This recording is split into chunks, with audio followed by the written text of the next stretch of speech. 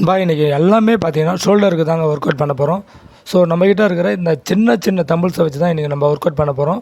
So எந்த work out பண்ணாலும் நம்ம வந்து ஒரு 1லேருந்து 2 கிலோமீட்டர் வந்து நம்ம ரன்னிங் பண்ணுவோம். ஸோ இன்றைக்கி நம்ம வந்து ரன்னிங் பண்ண போகிறோம். ஸோ ரன்னிங் எதுக்காக பண்ணுறோம் அப்படின்னு பார்த்தீங்கன்னா, நம்ம கார்டியோ லெவலை வந்து சூப்பராக வச்சுக்கும். ஸோ அதே மாதிரி பார்த்தீங்கன்னா நம்மளோட மசில் குவாலிட்டி இருக்குது இல்லையா, அது சூப்பராக காட்டுங்க. ஸோ அதுக்காக தான் நம்ம வந்து ரெகுலராக வந்து ரன்னிங் பண்ணுறோம். ஸோ அதே மாதிரி பார்த்தீங்கன்னா நம்ம ஸ்டெமினா லெவல் இது எல்லாத்தையும் மெயின்டைன் பண்ண சூப்பராக இருக்கும்.